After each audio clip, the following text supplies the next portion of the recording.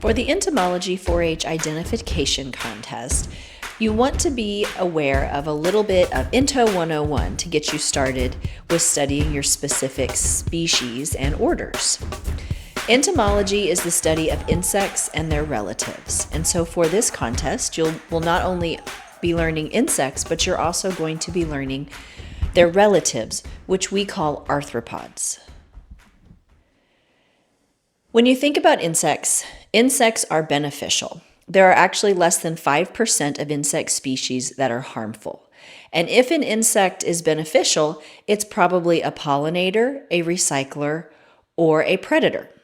Looking at the grand scheme of living things, the majority of living things, animals on this earth, are insects. So that means there are millions of species of insects and very few of those species that are actually harmful. For the 4-H contest, you need to be able to differentiate the status of an insect species. So for example, you need to know if it's beneficial, meaning it's good in some way, has some benefit overall. If it's a pest, primarily a pest, causes some damage to food, to humans, to structures. If it's inconsequential, meaning it's neither good or bad, or variable, which is where it can be a pest in some situations. In other situations, it's either inconsequential or maybe even beneficial. So an example might be an insect that is a big problem when they have outbreak years. But in every other year, when there's normal populations, they're just kind of there. So beneficial insects are either going to be pollinators, predators, or they could also be recyclers, decomposers.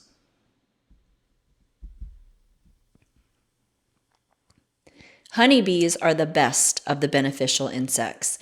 We attribute them to billions of dollars to agriculture in increased crop yield and crop quality. Pest insects can either be those that are medically important, like a mosquito that can harm us, vector diseases. They could be a nuisance, be annoying, maybe like flies in your house. They could be those that are structurally damaging, like termites, or they could be agriculturally damaging or damaging to either food systems or other plant systems. It could be your vegetable garden, it could be your trees, it could be your lawn. Inconsequential insects, a good example is a walking stick. Walking sticks just really don't do anything great, and they really don't do anything harmful. They're just kind of an interesting insect that's just there. So they're neither good or bad, but they're definitely not a pest. And then the variable insects are those that are pests in certain situations or beneficial or inconsequential in others. And so these, a lot of times you will find are species like blowflies or thrips. Blowflies, for example, in nature are great because they're recyclers. But when they're associated with our home, they're a nuisance.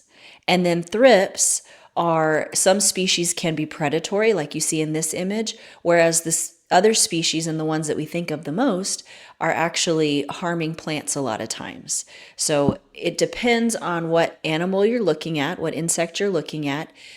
A specific insect, we could oftentimes give it a status as a pest or beneficial or even inconsequential. But when you're looking at larger groups like thrips, there's many different species. A lot of times you'll see on the contest that these are variable insects. But variable means sometimes they're good and sometimes they're not, or sometimes they're a pest and sometimes they're something else. Managing insects is something that humans have been trying to do from the beginning of time. In every organic situation, there's an insect feeding on that organic matter, whether it's plant material, decomposing material, anything else, food material. And so the best way that entomologists try to manage insects is through the use of something called integrated pest management. And integrated pest management, or IPM, is using multiple control tactics to reduce pest populations or bring the pest populations to tolerable levels. And those multiple control tactics include cultural controls, which might be sanitation, a little less emphasis on physical control. Biological control is using the good guys to kill the bad guys. And then pesticides are generally the least amount of effort that you would put into controlling these insects. So the idea of integrated pest management is to use multiple control tactics, and oftentimes this may result in reduced pesticide use. So cultural control methods are things like making sure the plant is happy and healthy so the insects aren't that attracted to it. So manipulating the environment in some way so that our bad bugs are unhappy or our good bugs are very happy. And these are simple things: proper irrigation and fertilization, watering plants well, feeding them well, giving them all the resources and nutrients so that they can outgrow damage that insects might be doing. Plant-free periods, crop rotation, getting rid of the source that those insects are attracted to. Examples of physical or mechanical control, the next step on that pyramid, might be things like hand-picking insects off of plants or spraying plants with water so that you wash the insects off. In other situations, these examples are all in like a garden or an agricultural situation, landscape. But say for your house, physical or mechanical control might be using window screens if you're going to open the windows, or making sure doors stay shut, or turning off lights so that the insects aren't attracted to the porch lights at night. Physically excluding them or providing a barrier from where you want them to stay away. And then biological control, of course, is using your good guys to control your bad guys. This can be through introducing beneficial insects, or it can be by recognizing your good insects, like not killing your ladybugs when they're on your plants, cutting back on pesticide use when you do find beneficial insects. And the last piece of that pyramid for integrated pest management is, of course, utilizing insecticides or pesticides. So I mentioned before that entomology is the study of insects and their relatives. Well, what exactly are these relatives? Insect relatives are mainly considered to be arthropods. And so for the entomology 4-H contest, it's really more of an arthropod contest, but primarily looking at insects. Most of entomology is the study of insects. But these relatives of insects are arthropods. So if you look at the way that we classify living things, the domain eukarya is the most inclusive, the largest thing. There's the most things inside of it. And then as you move further down, it becomes less and less inclusive, meaning we're starting to separate things out, and we now have smaller groups. And once you get down to genus and species, you're really just looking at, especially with species, one single type of organism. The domain eukarya. This is the largest and most inclusive. And anything in this domain eukarya are multicellular organisms.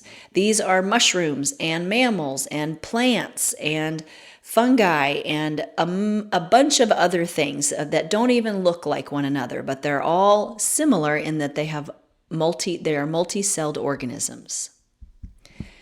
The kingdom Animalia is still a large group. We've now split plants, right? Plants go somewhere else. In kingdom Animalia are these animals. So things like fish, tigers, other mammals, sharks, birds, reptiles, amphibians, insects. They're all part of this kingdom Animalia. Still very, very diverse, and not a lot of similarities between the two. Insects are found in the phylum Arthropoda. The phylum Arthropoda are the arthropods, the relatives of insects. And arthropods are things that have a hard outer shell on their body and a few other characteristics that we'll get to. So things that are arthropods have jointed appendages, meaning that they have bends and joints to their legs, their appendages, also on their antenna as well. And they also have segmentation to their body. And this is kind of an advanced thing because it means that certain body parts belong in certain places. Inside of them, you will always find these certain things. We are segmented. If you go in for surgery, your doctor always knows where your heart or your liver or your stomach's going to be because it's meant to be in a certain spot in our body. But the big thing that I think most people recognize when you think of arthropods is that they have an exoskeleton, a hard shell on the outside of their body that they must shed in order to grow. So arthropods are in the domain Eukarya, the kingdom Animalia, and the phylum Arthropoda. And then there are 5 different classes of arthropods. One class is the class Malacostraca. In the Malacostraca group is a subclass Crustacea. So when we think about this class, we generally think of crustaceans. These are generally aquatic, or at least need to be in very moist environments. They kind of have a head and a trunk region, but a separate head area is not necessarily there. They have 5 or more pairs of legs, and they do have antennae. When you eat shrimp and you peel the shrimp to get to the meat on the inside, you're peeling the exoskeleton away. So they're all still covered in that exoskeleton, which makes them an arthropod. The most well-known class of arthropods, other than insects, are arachnids. And these are the things that really we think of as a relative of insects. So arachnids are those things that have 8 legs or 4 pairs of legs. They lack wings, they lack antennae, and in most of them they have 2 body regions, a cephalothorax and an abdomen. And so examples of arachnids, of course, are spiders, but they're not the only arachnids.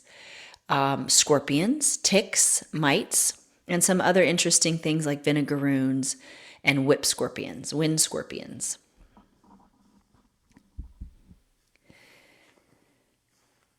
A 3rd and 4th class of arthropods is Chilopoda and Diplopoda.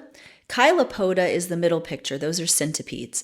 Centipedes are usually flatter. They move kind of like a snake. These are predatory, eating other insects and other things.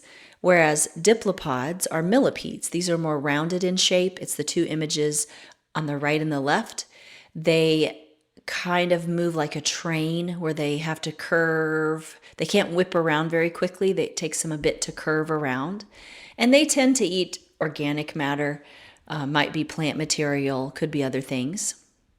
The big difference between the 2 of these morphologically is that Diplopoda, di means 2. So in every segment of the millipede, every little segment that you see, there are 2 pairs of legs attached to those segments. Centipedes only have 1 pair of legs attached to those segments. So theoretically, if they had the same number of segments, then the millipedes would have double the legs. And then there is the class Insecta. And the class Insecta is made up of many different orders, and you're responsible to know the different orders of insects. You don't have to know families, and you don't have to know the genus and species name. You just have to know common names. What makes an insect is that they have 3 body regions called the head, the thorax, and the abdomen. They have 1 pair of antennae, and they can have 4 wings. They also have 6 legs or 3 pairs of legs. Other characteristics of an insect include having different types of mouth parts, and you will be responsible for knowing the different types of mouth parts that insects can have. And there is another video specifically on mouth parts. Insects also have eyes. They have compound and simple eyes. Compound eyes are the big eyes that you see. These compound eyes are generally many tiny eyes that make up one big eye. And these compound eyes can see images, movement. Ocelli are often called simple eyes. They tend to be on the top head of the insect, in between the compound eyes. And the simple eyes, or ocelli, cannot see images, but they can see shades, shadows, changes in light. And then the final characteristic of an insect is that they will go through a type of metamorphosis or a change in form. And there are different types of metamorphosis that insects can go through. depending on the order that they are in. And that is another video that you can study and watch later. What's interesting about insects is although they look nothing like us, they often have structures that are really similar to ours. So insects have 6 legs total, and their legs can be used to help us identify species by counting segments and looking at how they're modified. If you look at the structure of the leg, the coxa is where the leg is attached to the body. Trochanter is a little bit like maybe your ball and socket on your hip. They have a femur, just like we do. Our long thigh muscle is a femur or bone, and so is theirs. They have a tibia, just like we do. And then their feet are made up of tarsi. So tarsus are their toes, essentially, little segments.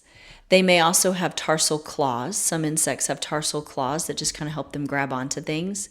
And an areolum is also found in certain insects, and that is kind of like a suction pad, a sticky pad that helps them hang on to walls and vertical surfaces. And these legs of insects can be modified to do different jobs. Some legs are called fossorial. They're modified to dig. You dig for fossils. So these are digging legs. Some insects have raptorial legs. These are predators. They're predatory legs. They tend to kind of be bent, and they appear to be able to reach out and grab prey like a praying mantis. Saltatorial legs are meant for jumping, so they tend to have very strong femurs with a lot of muscle in there so they can jump. Natatorial legs are for swimming, modified for swimming. A natatorium is a swimming pool, and so natatorial is for swimming. And then cursorial are modified for running. They tend to be just long and thin. So a cockroach is an example of a cursorial leg. And if you see a cockroach in your kitchen, you might cuss or curse. That's one way to remember that. Natatorial, a natatorium is a swimming pool. So these are meant for swimming, modified as an oar, lots of hairs, other ways so they can scoot through water, like us putting on flippers. Saltatorial, meant for jumping. If you eat something that's super salty, you might jump in your chair. Raptorial is predatory. A raptor eats things. And fossorial for digging. You dig for fossils.